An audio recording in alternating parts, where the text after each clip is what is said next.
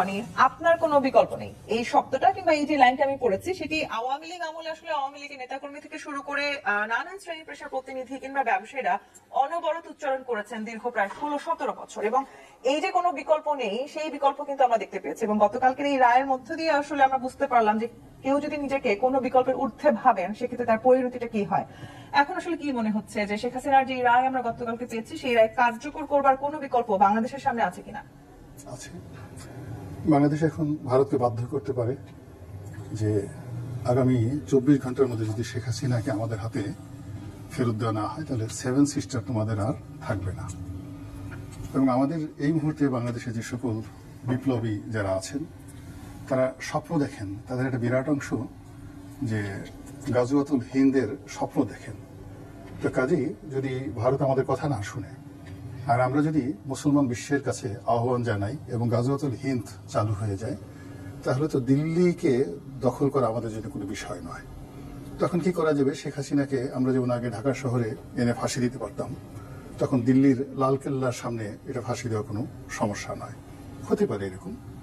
দ্বিতীয় যে বিকল্প সেটা হলো যে আমরা এখন ভারতের সঙ্গে যে কূটনৈতিক যে সম্পর্কটি রয়েছে সেই সম্পর্কের জায়গাতে আমাদের যে বিশ্ব খেলোয়াড় আছেন জনাব ডক্টর মোহাম্মদ ইউনূস, আমরা তো তাকে আকাশের চাঁদ তারার মতো মনে করি এবং আমরা মনে করি যে বাংলাদেশে তার এই আগমন আমাদের এই বাঙালি জাতি আমরা 100 বছর পূর্ণ করেছি।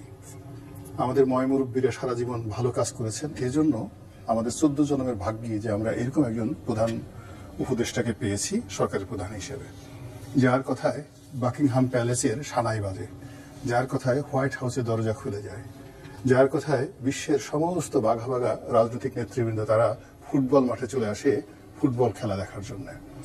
তো উনি যদি ওনার সেই জাদুকরী একটা ম্যাগনেটিক অ্যান্ড ম্যাজিক্যাল যে পাওয়ার আছে, এই পাওয়ার ব্যবহার করে নরেন্দ্র মোদীকে যদি হুকুম দেন যে আপনি যদি এই সময়ের মধ্যে শেখ হাসিনাকে প্রত্যার্পণ না করেন তাহলে পুরো ওয়েস্ট অর্থাৎ ইউরোপীয় ইউনিয়ন এবং আমেরিকা তাদের সঙ্গে ভারতের যত বাণিজ্যিক সম্পর্ক রয়েছে, মিলিটারি পাওয়ার রয়েছে এবং কৌশলগত সম্পর্ক রয়েছে, আমি ডক্টর মোহাম্মদ ইউনূস আমার সেই ম্যাজিক্যাল অ্যান্ড ম্যাগনেটিক পাওয়ার ব্যবহার করে সমস্ত ভারতের রাজনীতি অর্থনীতি তছনছ করে দেব। It can be done.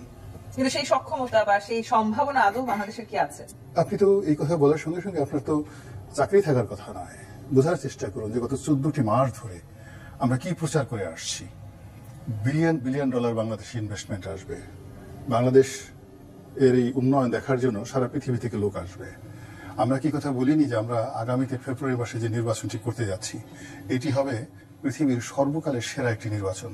অবাক বিস্ময়ে সারা দুনিয়া তাকিয়ে দেখবে যে বাংলাদেশের ইন্টারিম গভর্নমেন্ট বিশ্ব কাঁপানো দুনিয়া কাঁপানো একটি নির্বাচন করেছে এবং এই নির্বাচন অতীতে কেউ কখনো করেনি, আর এরকম নির্বাচন আগামীতে ভবিষ্যতে কেউ কিছু করতে পারবে না। ফলে আপনি চিন্তা করুন যত দ্রুততার সঙ্গে এবং যত ম্যাটিকুলাসলি এবং প্রফেশনালি এই শেখ হাসিনার বিচার কার্যটা হলো। আপনি কি গত 100 বছরে এত সুন্দর বিচার দেখেছেন কোথাও, যে এত অল্প সময়ের মধ্যে যার রাজনৈতিক ক্যারিয়ার অলমোস্ট মোর দেন 50 ইয়ার্স, যার শাসন ক্ষমতা সরাসরি প্রধানমন্ত্রী হিসেবে বৈধভাবে হোক অবৈধভাবে হোক এই রাষ্ট্রের ডক্টর মোহাম্মদ ইউনূস যে চেয়ারে বসে আছেন 14 মাস, সেই চেয়ারে তিনি অ্যাটলিস্ট 21 বছর বসে আছেন। সেই মানুষটিকে 14 মাসের মাথায় ফাঁসির আসামিতে ঝুলিয়ে দিয়েছেন। এইরকম কোনো ঘটনা পৃথিবীতে কখনো দেখেছেন? দেখেননি।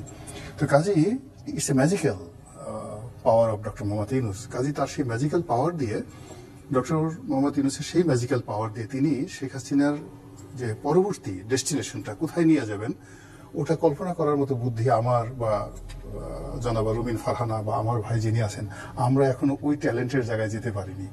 আমরা এখনো পর্যন্ত যেটা আছি যে এই সকালে দেখি সূর্য উঠে, বিকেলে সূর্য অস্ত যায়, মাঝে মধ্যে আকাশে মেঘমালা, আকাশে কোন গাছে কোন পাখি ডাকে, এগুলো নিয়ে আমাদের জ্ঞান বুদ্ধির সীমাবদ্ধ। আমরা ওই ডক্টর মোহাম্মদ ইউনূসের যে মারিফতি যে শক্তি, সেই শক্তি সম্পর্কে আমরা এখনো আন্দাজ করতে পারিনি। ফলে কাজে আমরা অবাক বিষয় দেখছি, রায় হয়ে গেছে এবং আওয়ামী লীগের যারা লোকজন আছে তারা এতদিন যে বড় বড় কথাবার্তা বলতেন তাদের মাথার উপর বাস পড়েছে, বাস মানে ঠাড়া পড়েছে, এবং আগামীতে দেখবেন যে কোনোদিন আওয়ামী লীগের জীবনে এই বড় কথা বলতে পারবে না। এই যে